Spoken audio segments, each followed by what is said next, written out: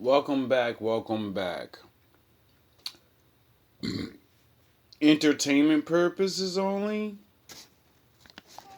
Nikola Tesla's mysterious invention, the earthquake machine, was actually designed to be an alternating current generator. Nikola Tesla's mysterious invention, the earthquake machine, was actually designed to be an alternating current generator. The greatest thing about being a scientist is you can fuck up trying to make one thing, and then you can make a whole new other thing and be like, holy shit, my mistake made me make this. Ta-da-da! I'm a genius because I really am a loser and didn't make the thing I wanted, but I created something, but it's really useful, so I'm really a winner loser. You see why you have to just try fucking things, you people? You see? Do you see that you can fail to your win? You know? Just for my wolves and my ninjas that don't believe in themselves. This intriguing oscillating generator was driven with a brilliantly designed piston cylinder and an air spring mechanism. Nikola Tesla's mysterious invention, the earthquake machine, was actually designed to be an alternating current generator. Just in case you didn't hear what he said. This intriguing oscillating generator was driven with a brilliantly designed piston cylinder and an air spring mechanism. Tesla's hope with this arrangement was to get constant frequency current output. However, this device did more than expected. Tesla claimed the vibrations this oscillator produced caused an earthquake in New York City. Let's explore whether the device really... You know, because it's not really common. shook New York. Come along. In the late 1880s, alternating current generator development... Oh, that reminds me of something. Just 2 days after the world was stunned by that catastrophic earthquake in Taiwan comes a quake right here in New York City. At 10:23 a.m., the Big Apple was rattled by a 4.8 magnitude earthquake with tremors felt up and down the East Coast from Philadelphia to Boston. Stephen Fabian has more on the quake. Come along. In the late 1880s, alternating current generator development was on the forefront of innovation. Nikola Tesla invented the rotary generator first and the reciprocating generator later. The purpose behind the reciprocating design was to... I don't know if it's the rotary generator, but it's, or reciprocal, I don't really know which one because they got both the machines up. But when I seen the circular one with a big X in the middle of it, I said, yo, that looks really fucking familiar. Like, we're in the future, though, you know? So, of course, you're going to see it in a car or a blah, blah, blah, blah, right? And then Batman brain kicks in. You see, I watch a lot of things online about discoveries and da-da-da-da. And I seen something that supposedly was buried either in the water or really far deep on the other side of the world, and it looked just like that thing. He wasn't alive. So, did he invent it, or did he figure something out that was already there by looking around at things and saying, what is that I'm looking at? Is it spooky dooky magic? Is that a spooky bracelet? Is that a ritual bracelet? Or is that a machine? Was to achieve constant frequency current output, even if the steam pressure and electrical load varied, which is... Let me see if I can find it. Well, I can't think of the proper name, so I'm not going to be able to find it. But one day, you know how the Most High do. Talk about it one day, he shows me it the next day. Is a crucial characteristic in power generation application. The rotary generators were inefficient to satisfy this requirement at that time. It can be hard to talk about, but you deserve to be heard. Well, I couldn't find the exact thing I was looking for, but I always remember this one. The mystery of the... One of the most interesting and... The mystery of the Baghdad batteries. One of the most interesting and controversial artifacts at the Baghdad Museum of Iraq is what looks like a simple clay pot. It's only 5 to 6 inches high and has a copper cylinder inside. In the middle of the cylinder is an iron rod. The rod looks rusted, which is probably because some type of acidic liquid like vinegar or wine was originally inside the pot. The clay pot is estimated to be at least 1,400 years old and may be well over 2,000 years old. But the purpose of the pot is where things get controversial. There are those that say that this clay pot is an ancient battery. This is because someone built replicas of the pot and found they could produce a small amount of electricity when filled with an acidic liquid. So if this ancient clay pot was a battery, what was it used for? Some say it was used for medical purposes. If you or someone you love Electricity generation was put forth by the genius mind of Michael Faraday, who discovered that when you move a copper coil back and forth inside a magnetic field, an electromotive force develops across the conductor. As the circuit Now do you understand the difference between discovering something and creating it? A lot of people swear shit is theirs because they discovered it. It was already there, motherfucker. You didn't create it. You figured out that it was already there. Nobody's beef for the word semantics. closes, the current starts to flow into the coil. Nikola Tesla developed the Tesla coil in 1891, which could produce bolts of high voltage electricity. The device has a primary coil which passes a current onto a secondary coil, creating a high voltage and low current which shoots out a lightning-like discharge. He would hold light bulbs close to the Tesla coil, powering them without harming himself. Between 1899 and 1900, he built a larger version called the magnifying transmitter.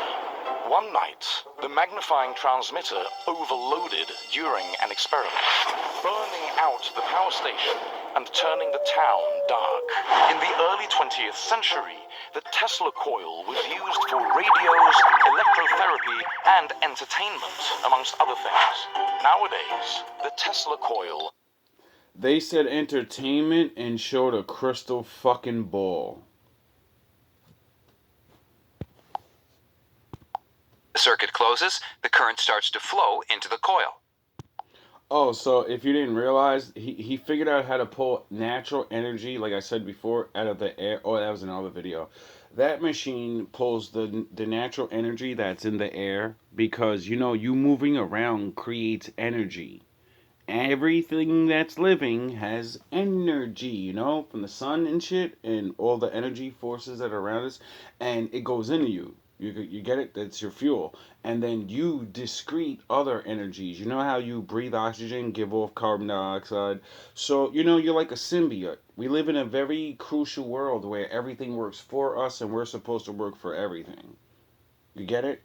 So he figured out how to tap into the natural energy, you know, the force. And why am I paying my electric bill again?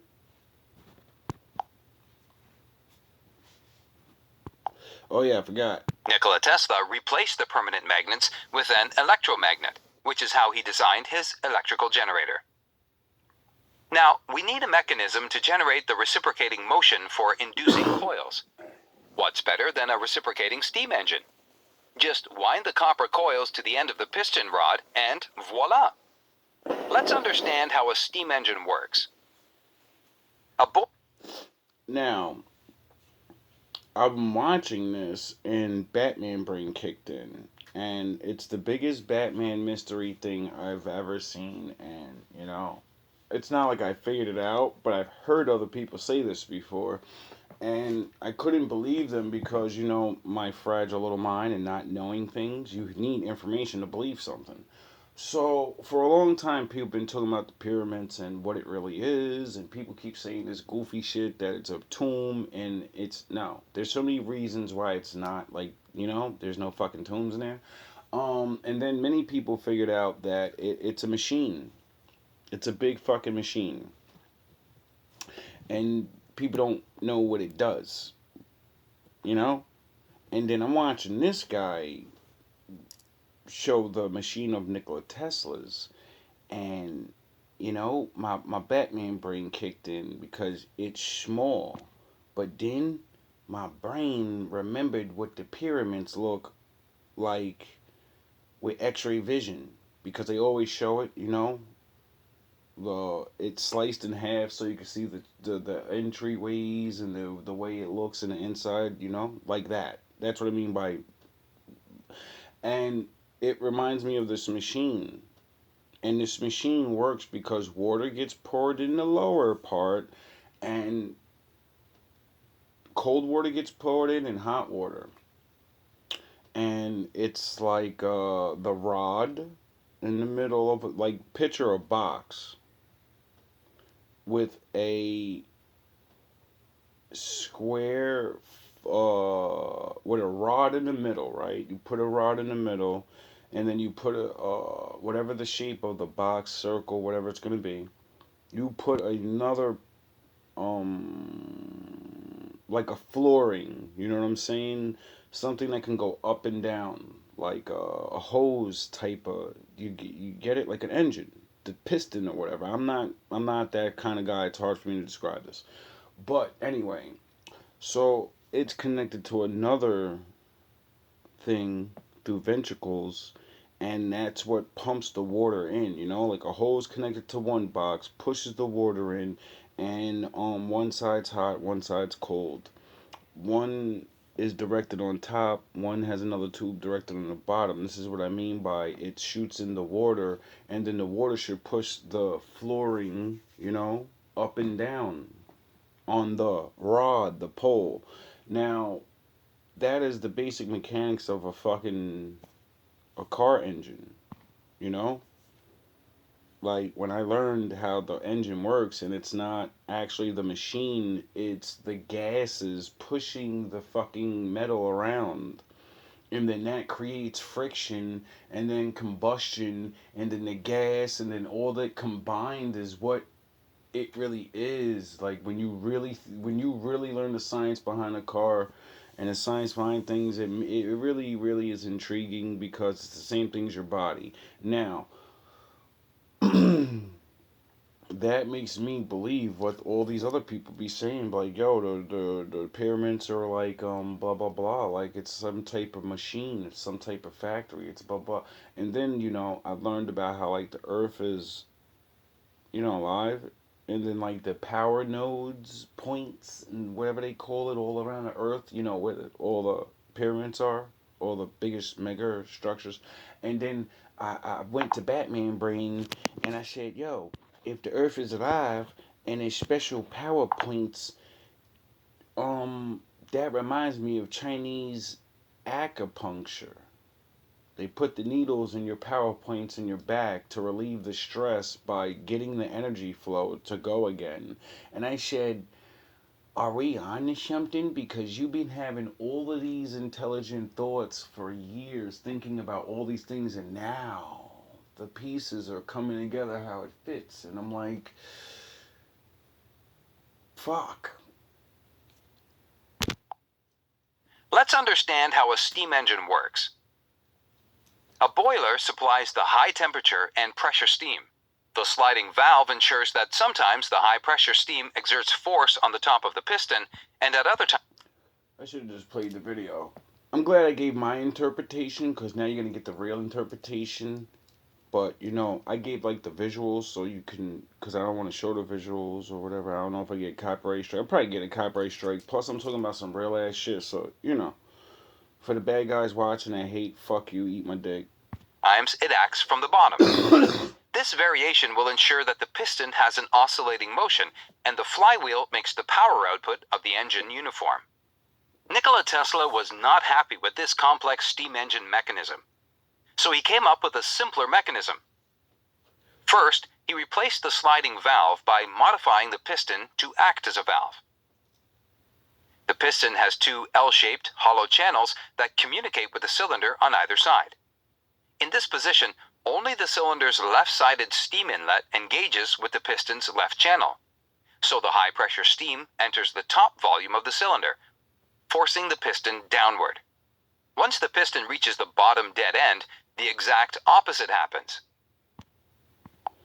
Now, he got really smart because instead of having a thin slab, he put a more bulkier piece in the tubing so that way it would create more pressure when he shoots the water in, you know? And picture the machine thousands and thousands and thousands times the size. Do you get the point? It's no longer a little machine, it's a big ass building. To exhaust the steam of the previous stroke, Tesla added 2 pipes on either side. What a brilliant and simple mechanism to produce reciprocating motion from high-pressure steam.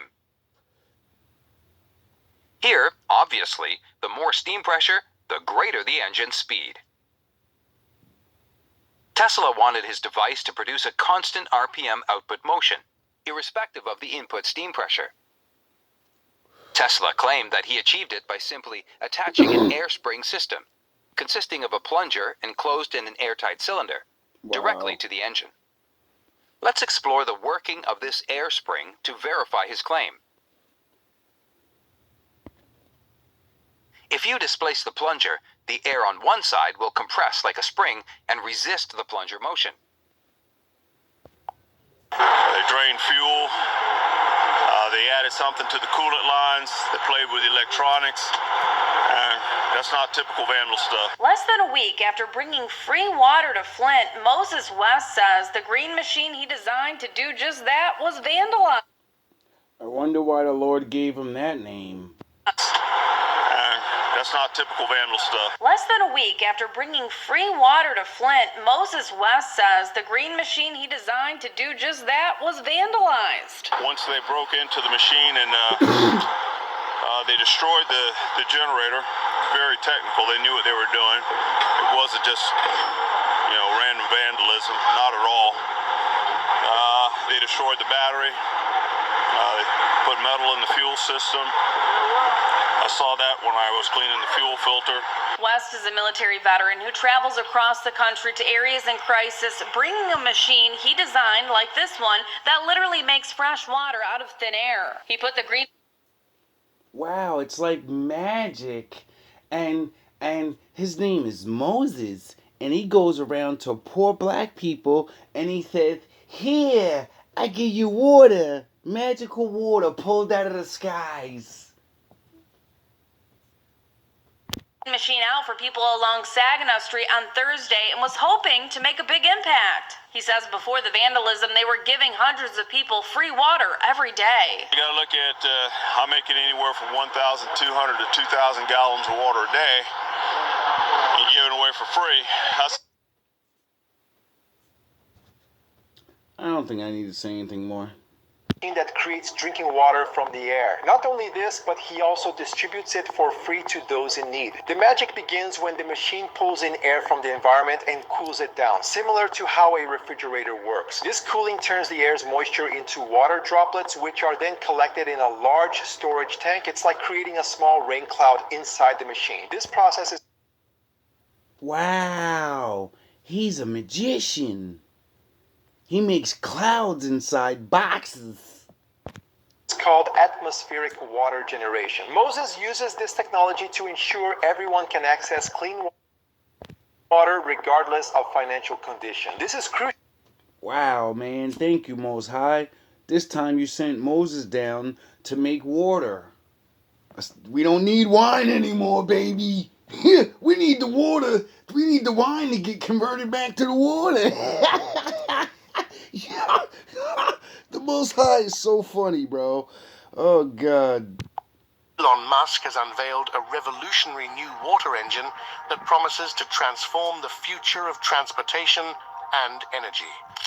After years of skepticism and countless innovations, Musk's latest venture sets the stage for unprecedented environmental sustainability. But what makes this water engine so unique, and how will it impact our world? Join us as we dig into the mechanics of Musk's incredible invention and explore the far-reaching implications of this game-changing technology. Elon Musk abruptly announced a big change in Tesla's course on X, formerly known as Twitter, in an unexpected turn of events. Following years of doubt regarding hydrogen fuel cells, Musk declared that Tesla will switch from battery power to hydrogen power, which represented a significant shift in the business plan.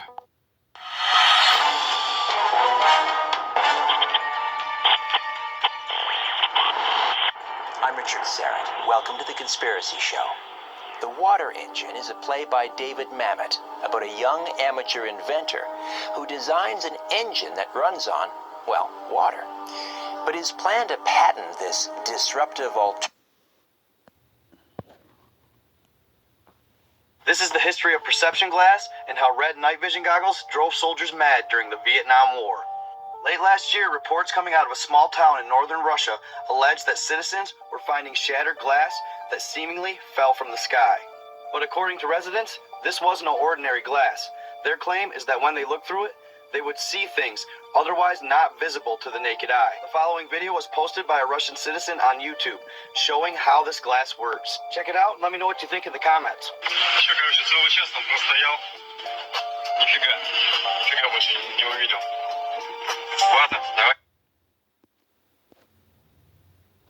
It's weird, dude. You know, night vision now, it's green. Yep. But in the Vietnam War, the night vision goggles that they were issued were red light. Okay.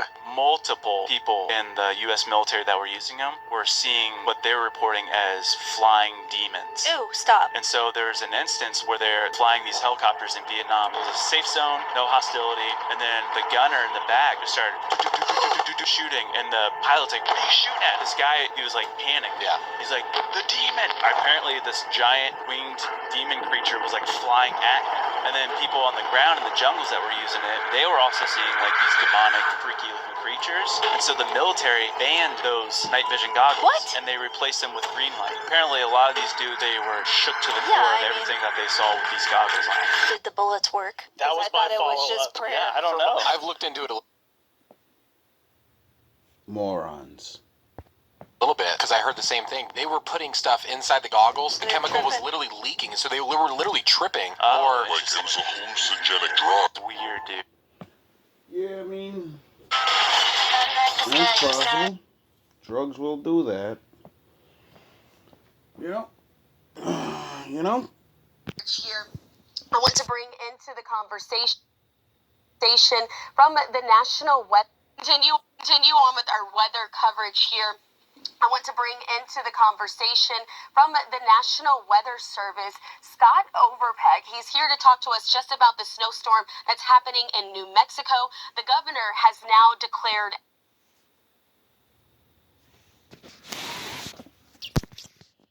I only been around 40-something years, you know? I'm old, but, you know, I ain't that old. When did it start snowing in Mexico? A state of emergency. Scott, thank you so much for being with us here on Live Now. Absolutely. Thank you for having me. And so when we're talking about some of these snowstorms, can you kind of explain what's happening on the ground there in New Mexico for folks who are in other parts of the country?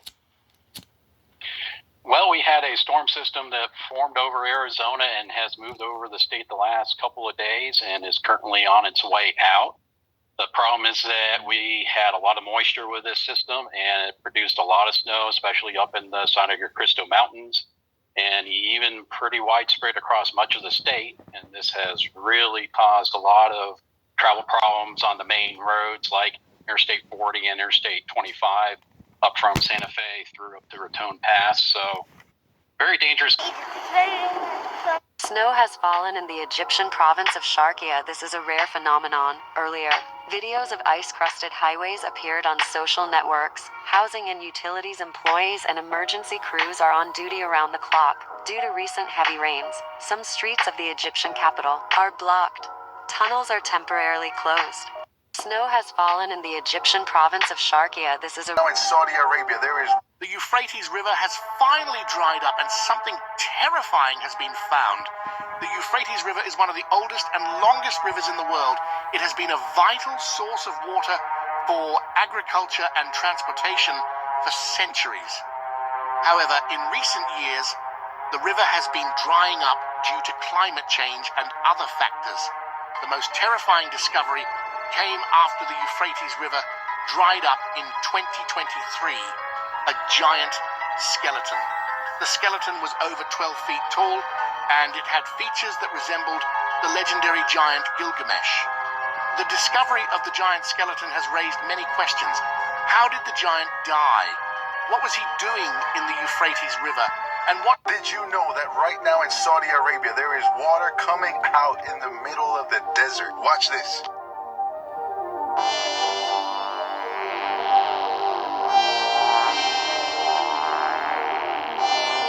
That's a lot of water. That's a lot. But that's not even the craziest part. What's crazy is that this is a Bible prophecy being fulfilled right now. If you believe in the Bible, then like this video and subscribe right now for more.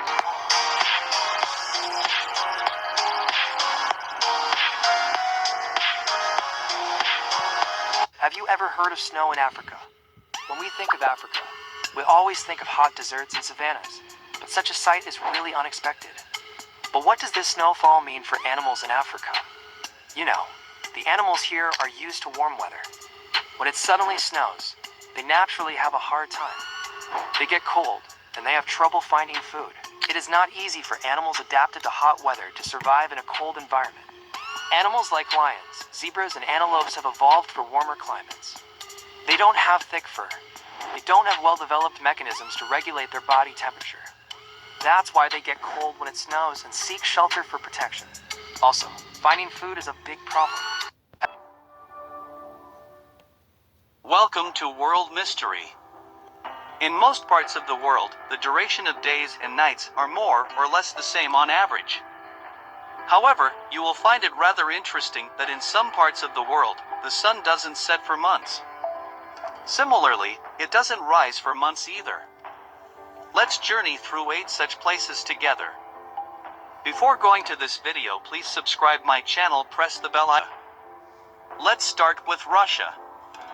In northern Russia, the sun shines for almost 2 months straight, during summer, from May to mid-July. Nights during this phase are famously known as white nights. On the other hand, the sun doesn't rise in this region from December 2nd to January 11th. It's like a prolonged night for about 40 days. In winters, the temperature of this region falls as low as -36 degrees centigrade. Finland. Let's now talk about a neighboring country of Russia. Finland, in Northern Europe, is one of the most prosperous countries in the world. Its population is more than 5.5 million. And its size is almost 338,000 square kilometers. The weather in Finland is very unique, with rather long winter as compared to summer. In southern parts of the country, the temperature stays below zero during winters. And on certain occasions, it may fall down to -30 degrees centigrade.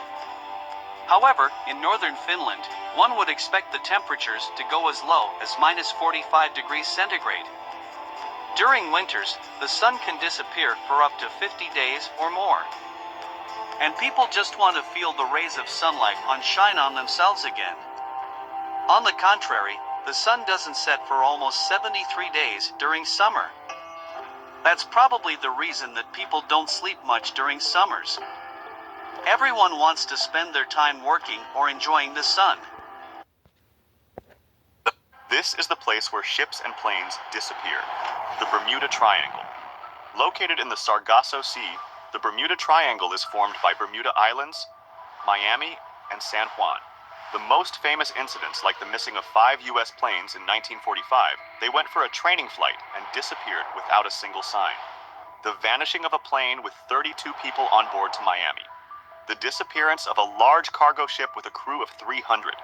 Almost 100 unexplained disappearances in the 20th century. But a lot of them are without official confirmation. There are several theories that try to understand this phenomenon, such as the methane hydrate decomposing on the ocean floor, forming large bubbles and sinking ships, weather phenomena in the form of strong hurricanes, or even aliens. But let's do some math. If we take a map and plot every known plane and shipwreck for 100 years, we can see that the incidents in the Bermuda Triangle are not out of the normal and nothing extraordinary. This is the place where ships and planes disappear. Have you ever wondered about the mystery behind the Bermuda Triangle?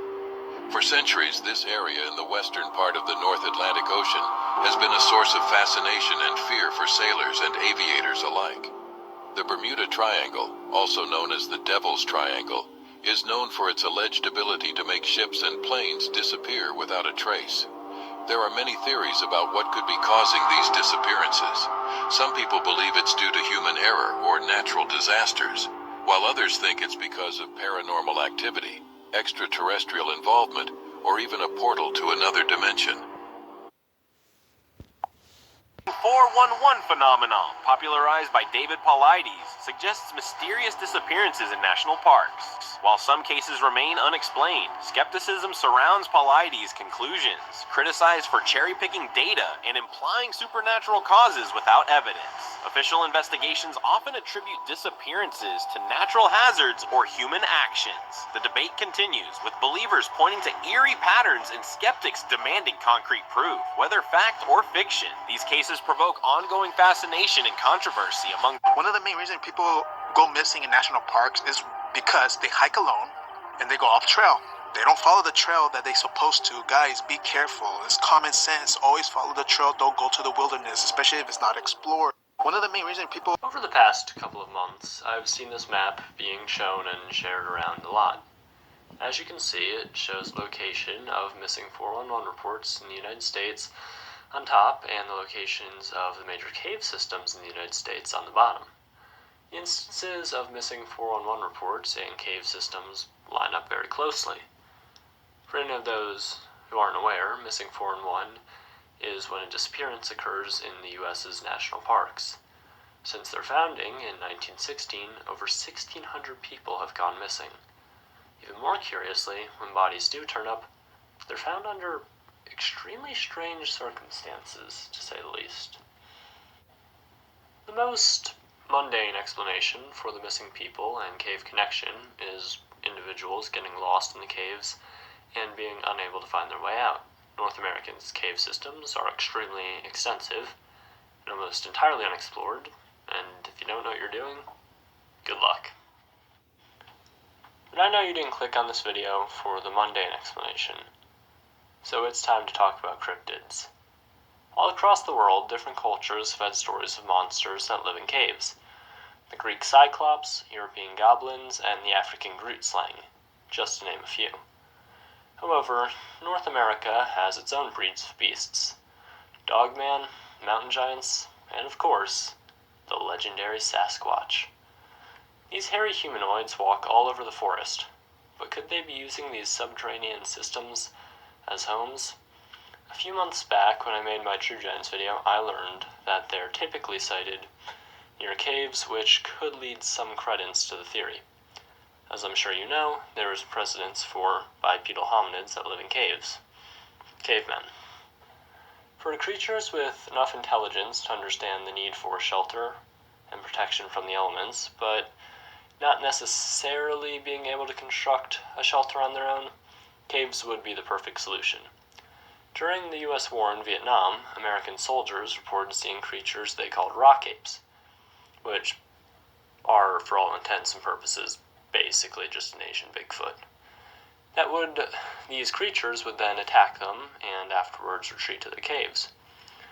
These stories come from multiple groups of high-ranking military officials, which, of course, makes me more inclined to believe them.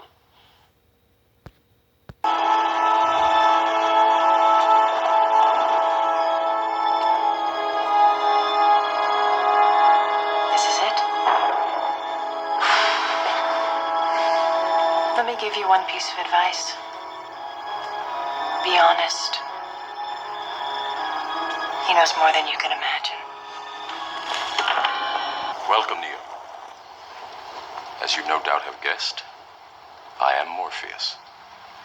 It's an honor to meet you. No, the honor is mine.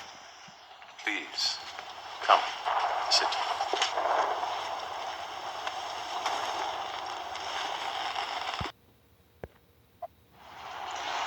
believe in fate, Neil? No, Why not? because I don't like the idea that I'm not in control of my life. I know exactly what you mean.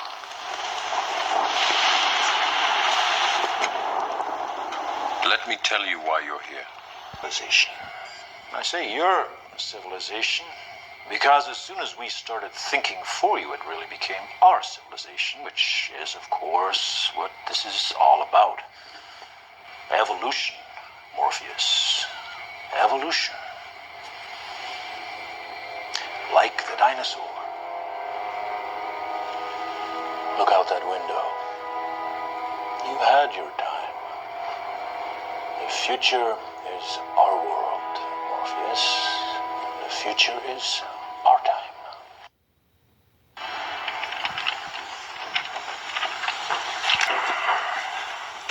I'd like to share a revelation that I've had during my time here. It came to me when I tried to classify your species. I realized that you're not actually mammals. Every mammal on this planet instinctively develops a natural equilibrium with the surrounding environment, but you humans do not. You move to an area and you multiply and multiply until every natural resource is consumed. And the only way you can survive is to spread to another area.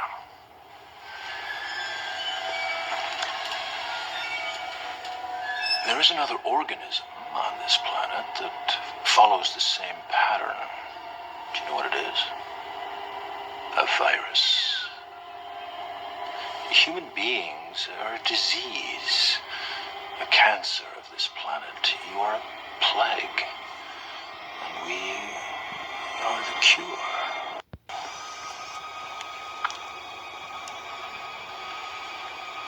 I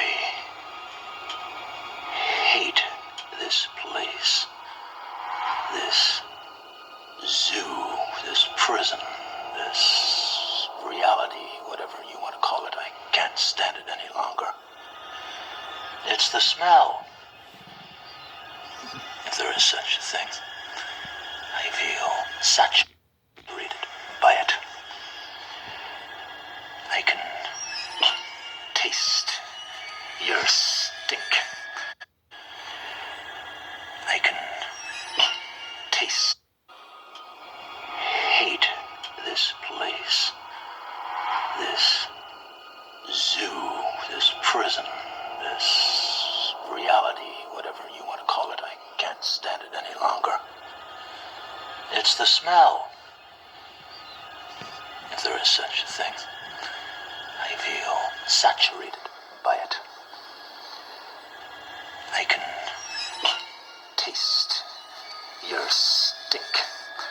Every time I do, I fear that I've somehow been infected by it. It's repulsive, isn't it? I do, I fear that I've somehow been infected by it. It's repulsive, isn't it? I must get out of here. I must get free.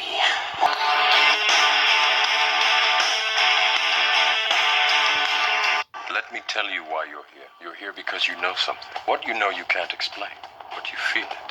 You felt it your entire life, that there's something wrong with the world. You don't know what it is, but it's there, like a splinter in your mind, driving you mad. It is this feeling that has brought you to me. Do you know what I'm talking about?